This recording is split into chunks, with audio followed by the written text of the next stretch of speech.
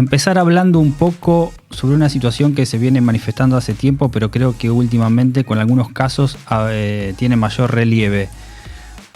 Tal es así que se habla de cierto enfrentamiento de los CEOs de las grandes tecnológicas contra los estados soberanos, por ponerle un enfrentamiento. Después nos podemos meter en el caso Brasil, Unión Europea, Francia, etcétera. Creo que hay varios casos, pero primero quería un poco tu idea más macro, general. Si es así, digamos, estamos viendo cierto avance del poderío económico que tienen estos representantes de las grandes tecnológicas contra la justicia, contra los estados nacionales. Bueno, sin duda, las plataformas tecnológicas y las empresas que son dueñas de estas plataformas, que las podríamos denominar como Big Tech, han crecido en relevancia económica en la última década y en las últimas 2 décadas de manera mucho más clara.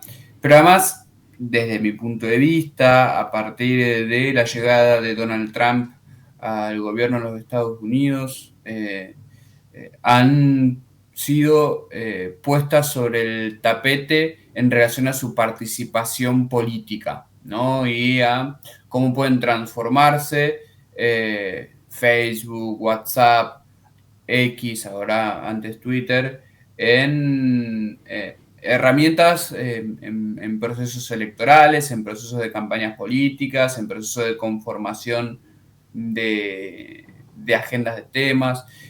Y esa cuestión me parece que es la que ha terminado combinada con el poderío económico y especialmente con la desterritorialización económica, que es una grave lesión impositiva para los países soberanos, ha terminado por poner a estas Big Tech, a estas empresas y particularmente a sus CEOs en un escenario de enfrentamiento con distintos gobiernos a lo largo y a lo ancho del mundo, justamente para intentar ponerle cascabel al gato, como decimos en Argentina. Sí, hay en ese sentido vos mencionabas a Trump, hay cierta expectativa sobre las elecciones en Estados Unidos, ¿no? Hay quienes piensan que un triunfo de Donald Trump, que lo reponga en la presidencia, podría favorecer aún más este movimiento.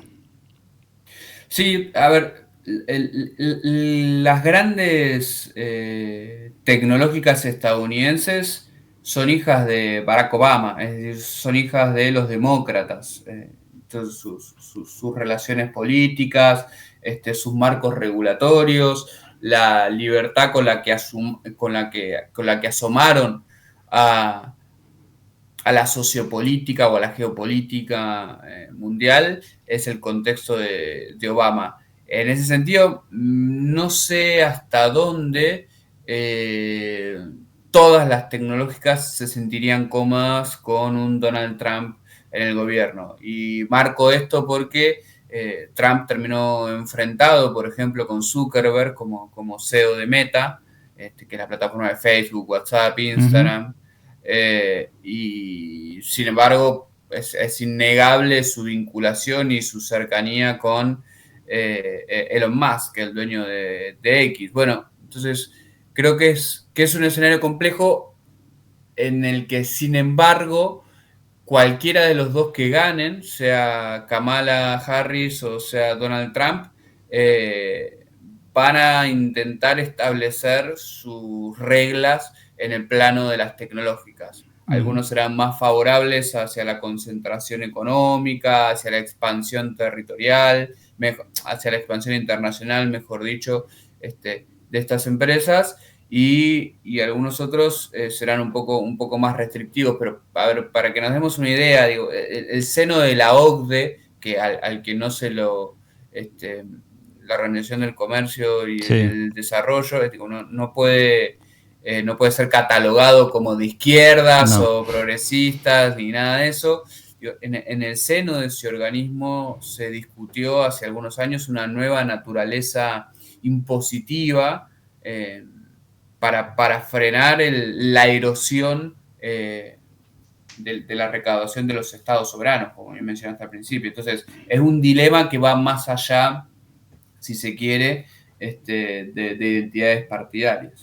Sí, sobre todo países por ahí necesitados de inversiones o con el relato de la necesidad de inversiones se muestran más permisivos o más permeables al ingreso de estos magnates, por llamarle de alguna forma, a costa de, por ahí, beneficios, ¿no? Y comodidades impositivas en un punto.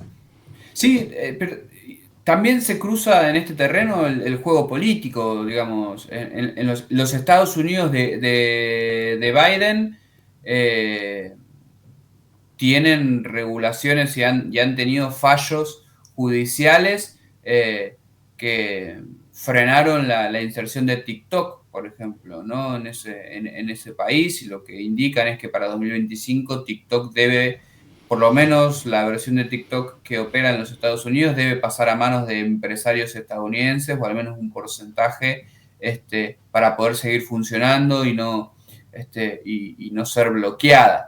Entonces, digamos, el escenario, perdón, y cierro con esto, o sea, yo no veo un escenario rápido de resolución del conflicto. Me parece que forma parte de un escenario de discusiones y de tensiones políticas y económicas que comenzaron hace algunos años y que van a continuar por muchos años más.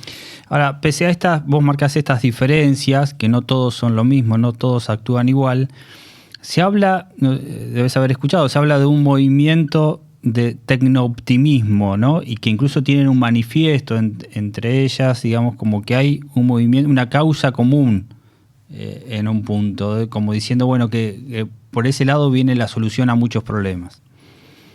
Sí, es la nueva versión de Apocalípticos e Integrados de Humberto Eco, ¿no? Digamos, la lectura del determinismo tecnológico a través del cual la tecnología tiene todas las respuestas y todas las soluciones para el desarrollo humano y para la solución de cualquier tipo de problema económico, de problema demográfico, etcétera, etcétera. La historia está marcada por argumentos contrarios a esos pensamientos y a esas lecturas de las autopistas de la información de Al Gore a finales de los 90, a mediados de los 90, a este tecnooptimismo hay muy pocos pasos, o mejor dicho, muchas vinculaciones. Lo cierto es que estamos empezando a transitar una era de fuerte transformación productiva, social, económica, cultural también, con la masificación de las herramientas y de los motores de inteligencia artificial. Entonces, en ese sentido, las discusiones en torno a si la inteligencia artificial mejora la productividad o derriba fuentes de trabajo, si la inteligencia artificial, como lo fue en su momento las discusiones en torno a Internet, descentralizan el dominio de la información y de la comunicación o lo concentran todavía más, si la inteligencia artificial es realmente inteligente y realmente artificial, forman parte de la agenda hoy en día, que tiene que ver también con las tecno-utopías que se desarrollan en el escenario. Vos mencionabas el caso de TikTok y, bueno, recientemente tuvo mucha repercusión el fallo de la justicia de Brasil contra X y el contrapunto que hubo ahí entre Lula y Elon Musk sobre, bueno, algunos hablan de censura, otros hablan de respetar la ley en el caso de cuando le piden bajar determinadas cuentas o digamos, ir contra determinado contenido. El caso de... Te hablo de distintas cosas, no sé si tienen rasgos comunes, pero en la Unión Europea hay una lucha ahí importante para regular todo lo que es inteligencia artificial y demás, y cierto enfrentamiento, no sé si con Meta. El caso de Francia contra Telegram, por otras cuestiones que tienen que ver más con el delito. No sé si hay algún rasgo común, hay que analizar cada caso por separado, pero en el fondo creo que está estas dos corrientes de evitar todo tipo de censura y dejar libremente que operen más allá de las cuestiones de delito que pueda haber ahí adentro, y los que dicen no, hay que regular, hay que respetar la ley, hay que respetar lo que los distintos estados van definiendo. Te diría que, en primer lugar, las dos cosas. O sea, hay rasgos generales y rasgos particulares de cada caso que merecen ser estudiados, tanto en su conjunto como individualmente. Y después, me parece que todas estas discusiones apuntan por lo menos hacia tres planos o hacia tres cuestiones que a mí se me ocurren debatir. Por un lado, la cuestión de la soberanía estatal, o sea, en qué materias tiene poder el Estado para regular y qué desafíos proponen a esas materias las plataformas digitales, es decir, la soberanía de, bueno, qué decisiones y qué condiciones para el desarrollo de estas plataformas tiene y debe poner el Estado en este marco. ¿No? Digamos, ese es como el despertar de los últimos años, ¿no? La interiorización de que el Estado tiene poder para regular y para establecer algunos controles. Un poder que es absolutamente y constantemente discutido por las plataformas. Eso por un lado, la cuestión de la soberanía. Por otro lado, un segundo punto que tiene que ver con la responsabilidad de las plataformas, o sea, hasta dónde llega y hasta dónde se puede culpabilizar o responsabilizar a las plataformas digitales por lo que los usuarios hacen con esas plataformas digitales, que tiene que ver un poco con la discusión de Twitter en Brasil, con la discusión de Telegram en Francia, que es, bueno, hay usuarios, hay cuentas en esas plataformas que cometen delitos, hasta qué punto llega la responsabilidad de esas plataformas por las actividades, por las actitudes, por los usos que tienen los usuarios. Y el tercer punto tiene que ver con la justa medida de las sanciones cuando el Estado interviene. Digamos, que sobre todo cuando hablamos de cuestiones ligadas a libertad de expresión, tiene que haber una evaluación muy fina, muy compleja, de si esa decisión que busca sancionar a un actor tiene un balance en el resultado positivo o si finalmente es un exceso y está dañando más la libertad de expresión de lo que intenta remendar. Yo diría que son tres puntos que atraviesan todos los casos que mencionás, sobre todo los de Telegram y los de Twitter en Brasil, y que son, otra vez, tres cuestiones que no están resueltas. Es decir, bueno, ¿cuál es el poder del Estado? Está en constante tensión y en constante cuestionamiento. ¿Cuál es la responsabilidad de los intermediarios? También, o sea, son límites borrosos y de hecho, por ejemplo, en nuestro país no tenemos una regulación de responsabilidad de intermediarios, ¿sí? Y por el otro lado, las sanciones, ¿sí? ¿Cuál es la justa medida de las sanciones? Tampoco está resuelto. Cada uno de estos casos hace un ejercicio particular e individual en las tres dimensiones, es decir, en hacer una interpretación de cuál es el poder del Estado, en hacer una interpretación de cuál es el rol del intermediario y el papel, y en cuál es la justa sanción. Pero, digamos, está todo muy en el aire y son discusiones que tenemos que tener y que me parece, acá como una opinión, en nuestro país venimos perdiendo mucho tiempo. Eso te iba a preguntar, digamos, desde tu punto de vista, ¿cómo lo ves en la Argentina, ¿no? Que se está dando digamos, perdiendo en el sentido de que no se está dando una discusión fuerte, sí. o cómo ves que se está planteando.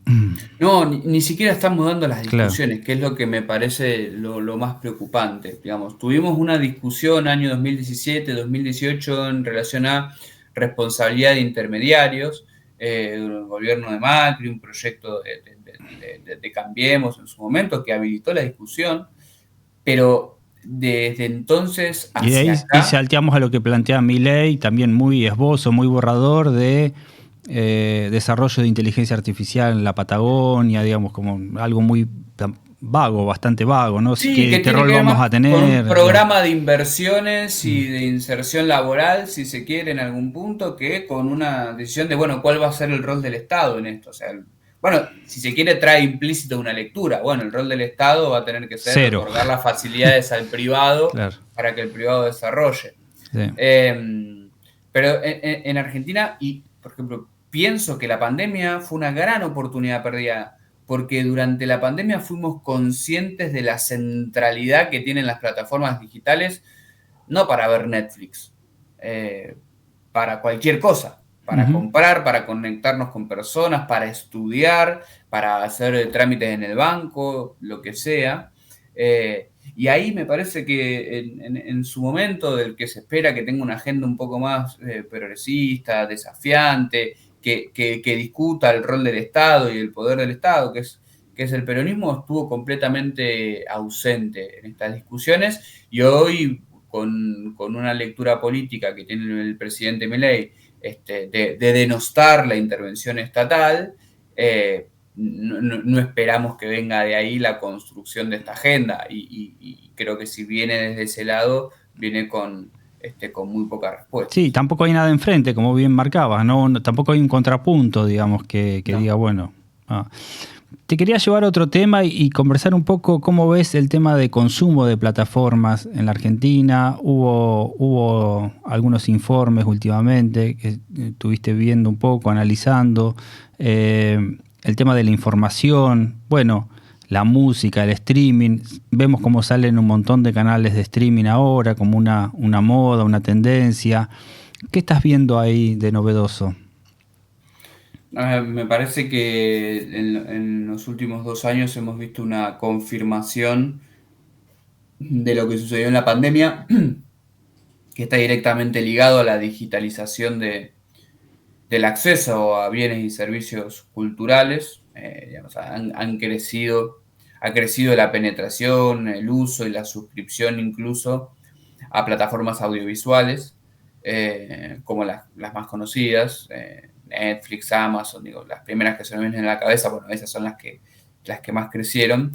Pero después me parece que donde más transformaciones hubo en este tiempo, a ver, digo, ese proceso de plataformización del consumo de la pandemia para acá se ha transversalizado, ¿sí? O sea, ya es una cuestión de adultos y de jóvenes, ya es una cuestión de grandes ciudades, conurbanos e incluso pequeñas y medianas ciudades, ¿sí? Ya es una cuestión de clase alta, de clase media y de clase baja. Ahora, lo que sí me parece es que en el último tiempo estamos viendo un crecimiento de la utilización de plataformas para consumo sincrónico de contenidos, es decir, consumo en vivo. Escuchar la radio, mirar canales de televisión, mirar canales de streaming, y eso no era tan habitual antes de la pandemia. Empezó embrionariamente a desarrollarse durante la pandemia y hoy es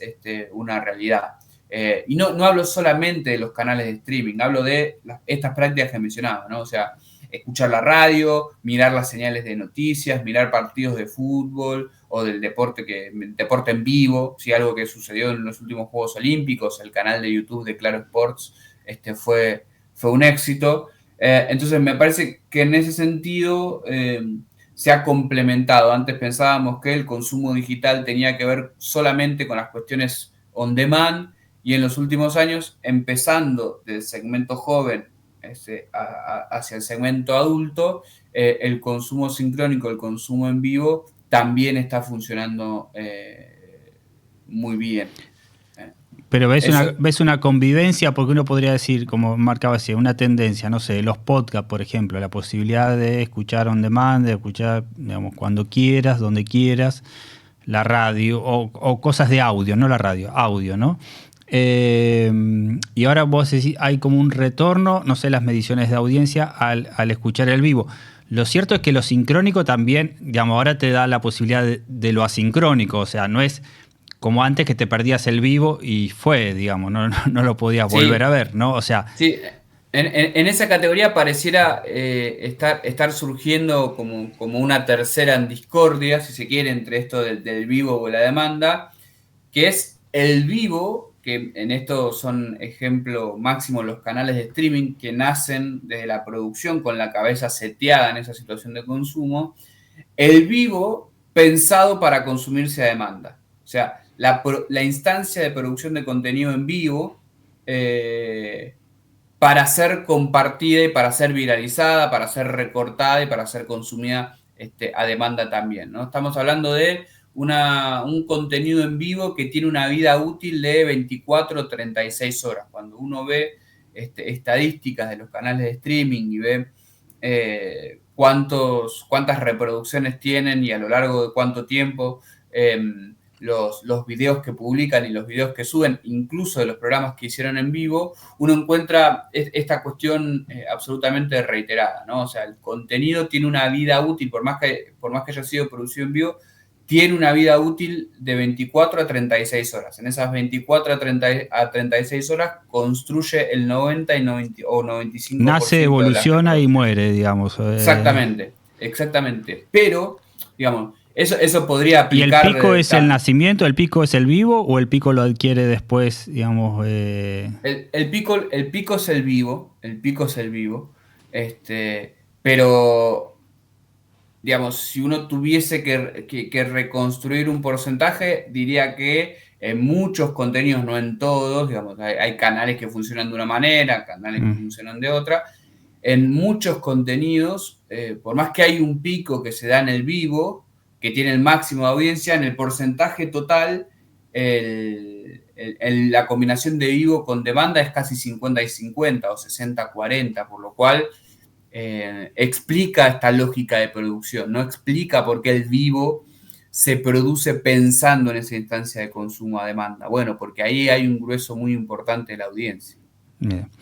Y yo veo algunas cuestiones en clave política, pero lo podemos llevar a otros terrenos, que es la posibilidad del streaming como la posibilidad, valga la redundancia, de escaparle a los medios tradicionales o a la entrevista o a esperar, digamos, una agenda, estar en una agenda mediática. Digo, el político, por ejemplo, que genera su propio canal de streaming o que, sí, hasta que tiene invitados o que él mismo, digamos, tiene la posibilidad de difundir contenidos desde su propia plataforma, digamos, sin necesidad de, como antes, esperar ser invitado a algún canal, una entrevista de radio, ir a un canal de televisión.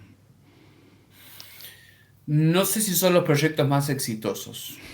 Por supuesto está la posibilidad, como bien vos lo decís, pero me parece que el impacto en audiencia siempre termina siendo bastante reducido.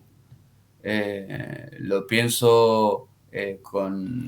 Lo que pasa es que siempre hay que verlo como un ecosistema, ¿no? Digamos, no, por ahí no el vivo, como decíamos recién, pero que le sirva, digamos, ese material para después publicarlo en redes sociales, para después cosas, tal vez que termine algún Bueno, medio de sí, comunicación, la lógica del Instagram y del claro. TikTok y de generar contenido para esas redes sociales, las vemos incluso en el recinto de Claro, diputados o sí, sí. senadores, ¿no? O sea, la elaboración de discursos que no definen nada, pero que se realizan únicamente para tener esos highlights, esos momentos para poner a circular.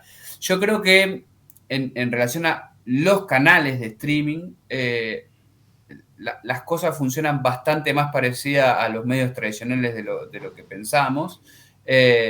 Sí es cierto que el streaming en general ha generado nuevos ámbitos más descentralizados, si se quiere, de comunicación entre los políticos y sus audiencias. O sea, construcción por fuera del mainstream de códigos, de imágenes, de figuras, incluso hasta búsquedas de una identidad en esa situación antes de salir a la cancha de los medios tradicionales. Perfecto. Por último, Agustín, y agradeciéndote, si tuvieras que marcar algo que estás viendo que como posible tendencia o mirando un poco hacia adelante, ¿a qué cosas habría que prestarle especial atención? ¿En términos de consumo de Sí, medios? sí, el Bueno, movimiento de las audiencias, sí. sí. Yo creo que es absolutamente transformador de nuestra lógica de consumo de información y entretenimiento en general, algo que ya está consolidado, que no es a futuro, pero que me interesa muchísimo saber cómo va a impactar en la producción de contenido futura, la cuestión del video corto, o sea, la cuestión del TikTok, del Reel, del short de YouTube, que se ha transformado casi en una regla para producir y para ver contenido. Me parece que primero que ha desarrollado unas narrativas propias, me parecen súper novedosas. Y después que trabajan sobre una ansiedad al momento de consumir contenido que van a tener van a significar y están significando una transformación absoluta al momento de la profundidad que pueden tener los mensajes políticos, los mensajes periodísticos, los mensajes informativos, del que no sé si somos del todo conscientes todavía.